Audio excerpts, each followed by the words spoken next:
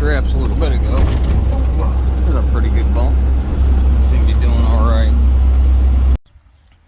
Alright, so the story goes, you start hearing noise, I guess, and saw the one wheel seal was leaking on the back. So he took this to a local shop instead of having us come get it. He had them put a new seal, and it was a bad bearing. So they put the seal and bearing in it, charging $400, and then called him and told him, yeah, it needs a rear end, after they took his $400. So we're gonna take it apart, get that rear cover off, and see what we get. See what's in there, see what it looks like. I'm assuming we got a bad carrier bearings on the side of the carrier itself, but we got it jacked up and wheels chalked and all that. So let's get that cover off. Let's see what it looks like.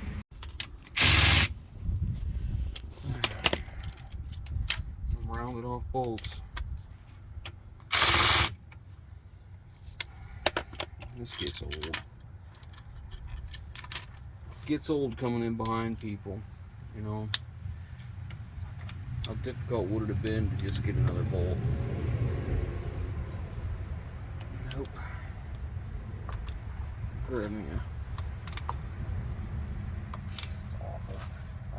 Grab me a 1/2-inch socket. Alright. Just go get my set of standards.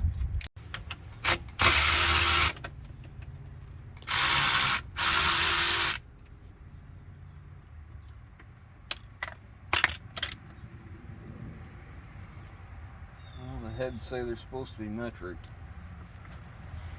There's some of them are. Still got that one at the top. There wasn't hardly any fluid in there at all.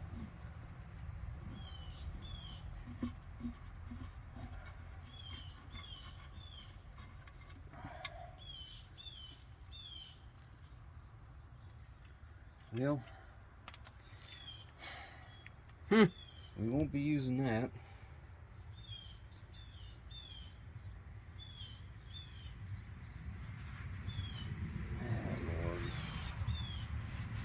Good grief.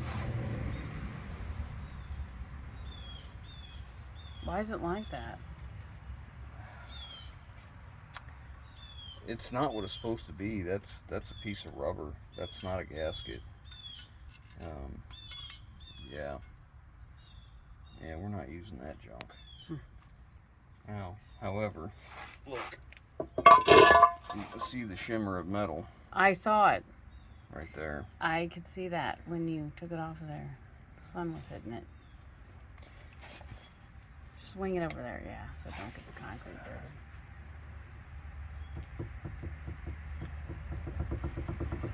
Oh, that shirt looks okay.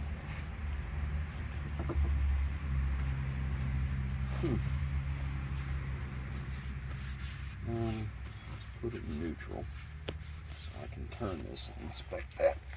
Right here.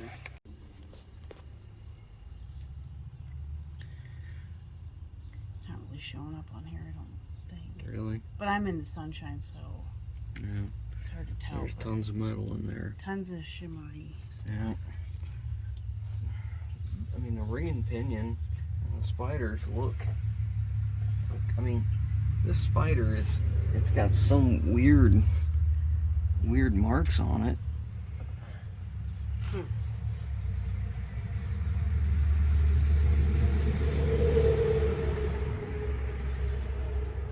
But not like more. I gotta look at the other side now. Turn this way. Look at these ones now. This one.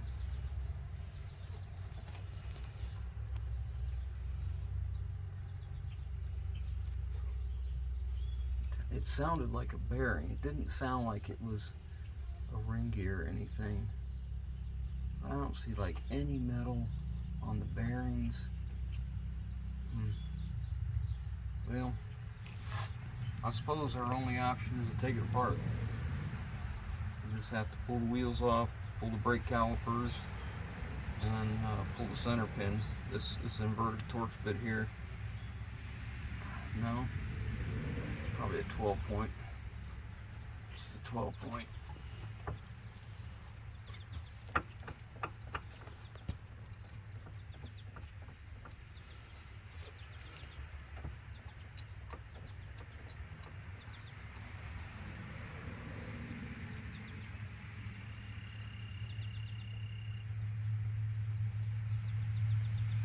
tell if that's a...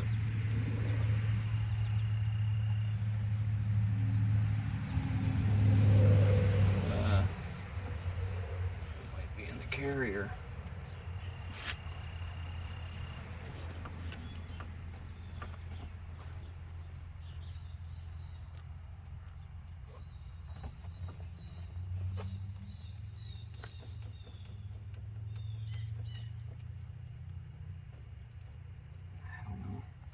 We're gonna have to get it apart. So off come the wheels, take the calipers loose so we can move the axles in a little bit, and then we can pull the C-clip. So let's get moving on that.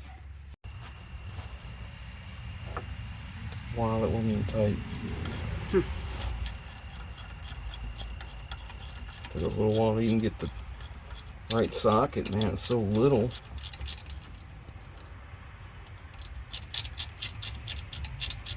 We're not used to working on stuff that little, huh? No. Except for the mini truck. Did you expect that? Mm-hmm. Yeah, expect little in the mini truck. It's just been so long since I messed with this stuff.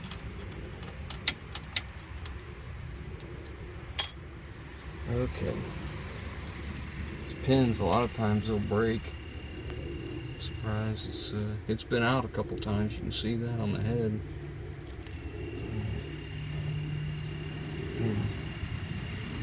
Push this out.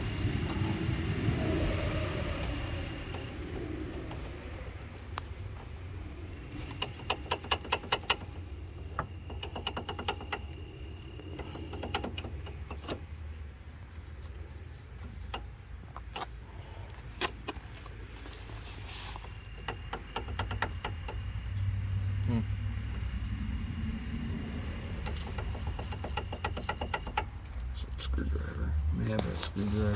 Okay. Yeah, that's not showing up in the light, but it's got a bunch of metal shavings in it.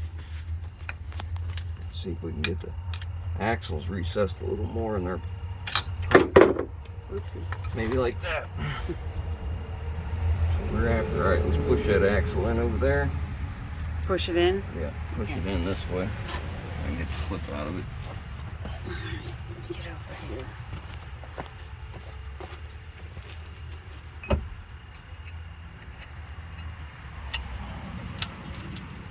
Okay, there's one clip.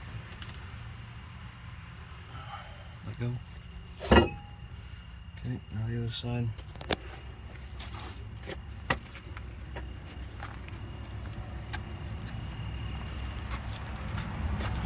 And it's set up thing.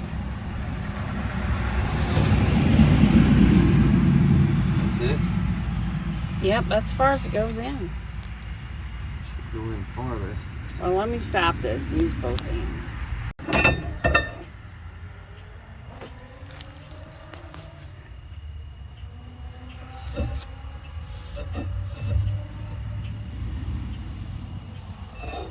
That's okay.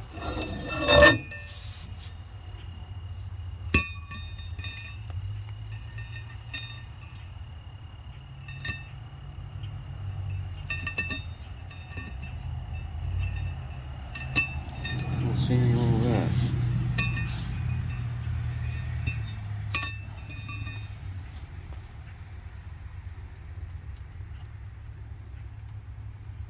Looks like an old seal there. It don't look very new, does it? No, was it this one supposed to have been replaced? I don't know. Let's take the other one out.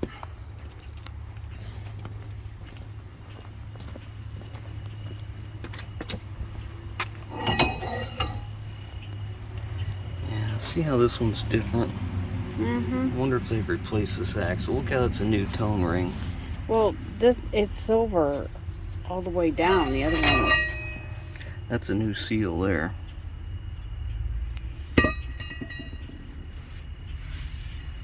This is a different axle. Let's compare lug nuts or studs. 'Cause you thought that side was shorter.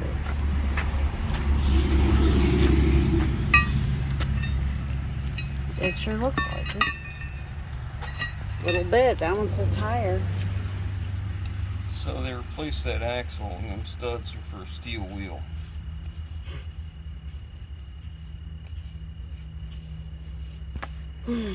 Alright, since this has been changed, I need to measure this diameter and make sure it's right. I mean, one is supposed to be longer than the other one, right? Yeah. That's a dumb question, but I mean, I don't know about The that. differential's offset. Okay. Alright, so that's the side that they did. So that explains why the lug nuts looked shorter.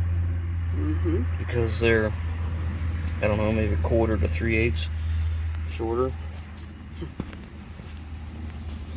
Okay.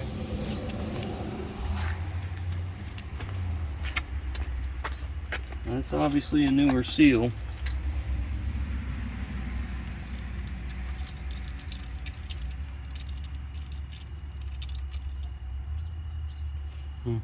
Wonder why it was clicking on this side, though, remember? Wasn't clicking, Or, just some bearing. oh, is that what it was? Okay. Let's go measure.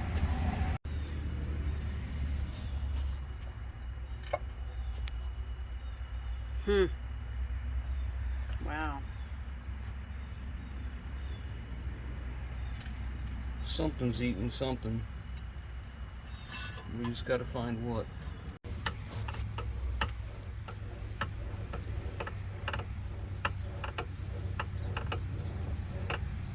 Yeah, there's a bearing in there bad. You can feel it now. It's thump, thump, thump, thump, thump.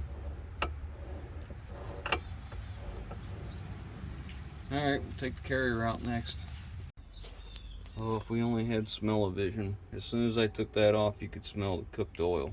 Oh, yeah, I smell it now. Oof. So I got shims on both sides.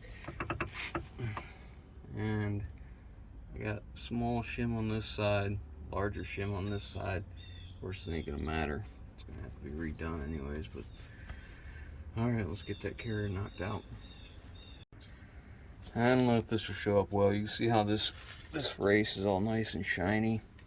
You see how this one's dirty, darker. Looks like it's been hot. I'm suspecting that's where our problem is.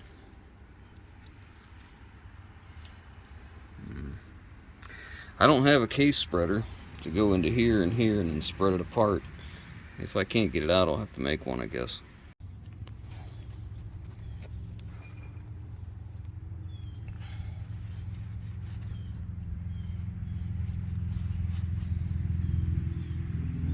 See all the dull on there? That's your metal. It's coming off the race right there. You see how dull it is in spots? Mm-hmm. This one. See how it's even worse? Yeah, like it's been rubbing on those. Like you can see that. Yeah. Yeah, see how it's all, like this is too bright, but you can see how dull it is right in here. See, this is what, see that definite line? All right. Put your flashlight up there again, because it's bright, but you can honestly, I don't know if this will focus. You can honestly see it better.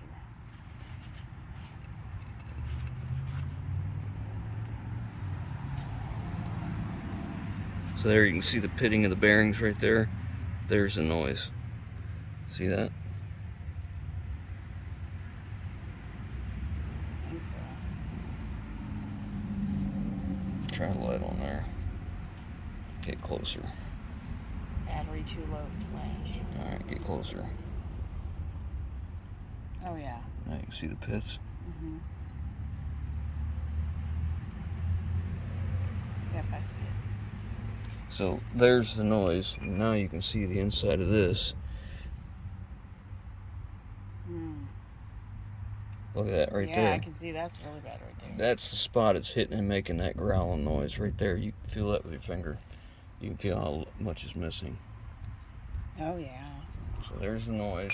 And then look at this. The shim was beat in there by somebody at one time. So If these bearings are this bad, that pinion's going to be just as bad.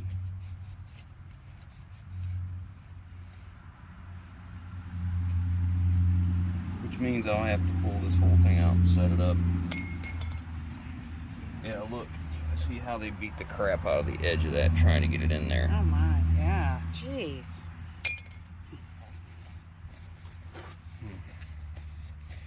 Okay, well, next thing's next. I guess we're pulling the pinion.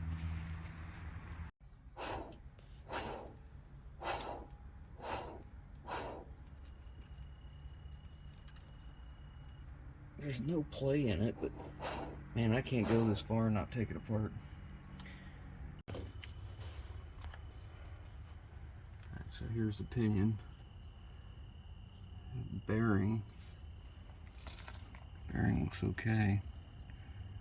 This is the inner. There's still one up in there we got to knock out. Does that look chewed up on the end of that thing? Here? Yeah. Let's just see. Oh, doesn't it though? With that on there, it looks all chewed up. Okay. This is a crush sleeve. This is the hardest part of the whole deal. Because you have to take, like this will be started, but you have to set the bearing preload, because you see how this one comes in like this? The other one comes in the other way from the front. So you shim this to get your depth. It's a very, I don't know, it's complicated to explain, but it's a simple theory of how to set the depth of this in the ring gear. And you do it by this bearing and the shims that are behind it, and how much you set that depth, and then you set the bearing preload as to how tight these are in the race by this crush sleeve. So the other bearing comes in here, and as you tighten down, put the yoke on and tighten this down, it starts to squeeze this, and as it squeezes it, it draws these two bearings closer together so they fit tighter in the races. So now we can look at that race in there. I can't believe how simple that came apart. I mean, I guess we just forget it's just little stuff, you know? Mm-hmm. Alright, where's my light?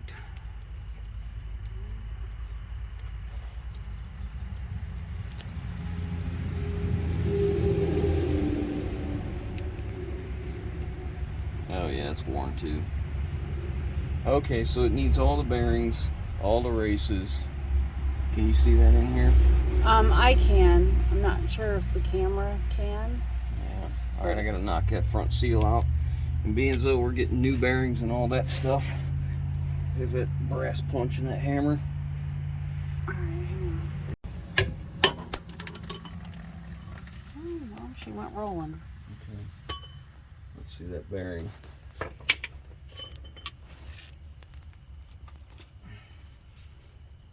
Put my good eyes You on. need to go get that other piece? It's just a seal. I don't care Okay. about that. Yeah, that bearing's got some pitting as well, but it's not horrible. So they sit like this. Some crud in there. Basically sit like this. If you imagine the cone that the race sits in, so however tight you get it is how much clearance these have between it and the race. So, okay, well, we know everything's got to come out, so might as well go ahead and drive out the races out of that for the pinion, because they got to come out. Alright, so I got this set up out here so I can show you a little bit better of what we're talking about. So this is the ring gear, and what we're trying to do is take this rotational motion and transfer it to the wheels. So in order to do that, we use a ring and a pinion. This is a ring, this is a pinion. So it's pretty self-explanatory, right? This goes into here, and as it turns, as the drive shaft turns, these gears engage these and then turn it. Now, in order for these to wear properly and not break or chip or make excessive noise, these have to be meshed just right. Okay, so there's a difference. It has to be in deep enough, but not too deep. It has to be out this way, but not too far. So the way that these mesh together dictate how it wears and what it sounds like. So to achieve this, we use shims on either side of the ring gear to move it back and forth, and a shim here behind this bearing to move it forward and back. Now most axles have a measurement that you can go from here to the back of the case and set your depth. I don't know if this is the case on this one, and I don't have that tooling, so what we'll do is we're only changing bearings. We're not changing the pinion or the ring, so we should be able to take this apart. If there's any shims in here, we should be able to put them right back, and then and the same thing out here, just change the bearings and then use the same shims that were in there, and it should be exactly where it needs to be. If it's not, then we'll have to change it. But that being said, the way we'll test it is we'll use some setup paint. After it's assembled, we'll paint it about a section about that wide, and then we'll rotate it a few times, and then we'll analyze and inspect the pattern that the two make together as they're coming around, and that'll tell us where the gears are engaging, at what depth, how deep, and how forward and how far back. And then the other thing I was mentioning was setting bearing preload. So this is a better look at it. This gets installed in the rear end from the rear. This sits in a race or bearing cone, as some people call it, and then this comes in from the front. So this sleeve here is already somewhat crushed like this, and it's called a crush sleeve. And what you do is you slide this together, and when you put your seal, put all this in, put the seal on, then you put your yoke on, and when you slide that yoke on there and you put the nut on, you tighten this all together, and what it's doing is it's crushing this. And what you're trying to do is set how much, you see how this cage moves? All right, you're setting that, how that sits in the bearing race or cone, because again, that'll dictate the noise and the wear. So they have it set, I think it's 15 to 20 inch-pounds, and what you're measuring is not what the torque is here, but the amount of torque it takes to rotate this, just this, without the carrier installed. So you're putting this all together, running this nut in here, and putting an inch-pound torque wrench on, beam style, where you can see the needle, and then you're turning it. When you get to, I think the spec's 15 to 20. I'll have to look again. They have one for new bearings and one for reusing your old bearings.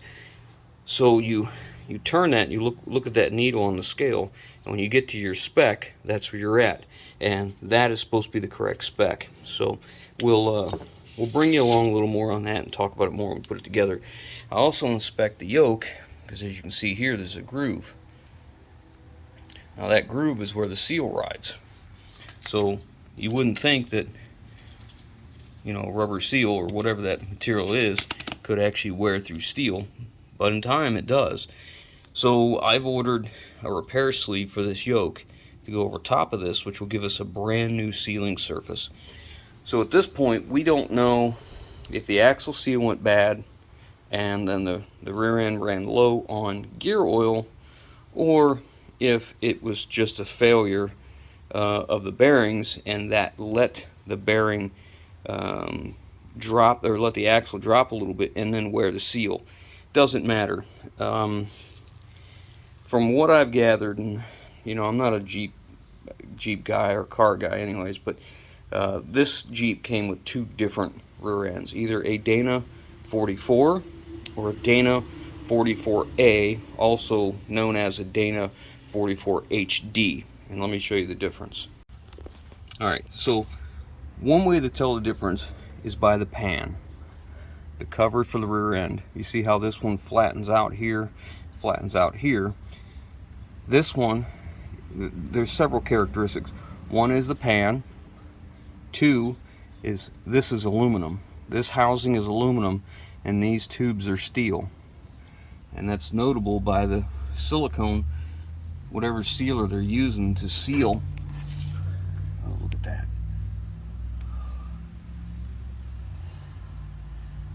Wow. That's horrible. Anyways, we'll have to make sure, I want to make this clear. We're taking the axle seals and bearings out of both tubes, and we're going to flush these out and make sure we get all of that kind of crud out of there. That's just horrible. Anyways, so this is the 44A, meaning aluminum housing, 44HD, also commonly called. If it was a regular 44, this would be cast iron, cast steel maybe. I'm not sure which alloy it would be, but there's a definite difference. Now, all of this, there's marks in here. I don't know if at one point it has spun in there. If that bearing had spun, it's very possible. But since I worked on this last one, I did this brake line here. I did a brake line front to back. I did that brake line. I did the shocks. I did these trailing arms. I did tires and a crank sensor last time. This Jeep has gone 400 miles. So even if this has spun, if it will still hold a bearing, we're going to go with this axle housing, because it's not enough where I'm worried about it holding the bearing, or the race, I mean. So I think we're going to go with it. We're just going to clean it up real good and we'll check it. God, look at that. That's awful. But anyways, this vehicle doesn't get driven a lot, and I don't think that this is going to be an issue. I think we're going to be okay there. So I've ordered all the parts. I did order shims just in case we have to change something, if the bearings are different or what have you. But let's hope we don't need them. I'm hoping I can put this back together, but we will check the pattern and we'll check the backlash to make sure we're okay. So once the parts get in, we'll start going back together. Meanwhile, I'm gonna start cleaning up the cover and all the other parts and get all of this out of every piece that goes in it.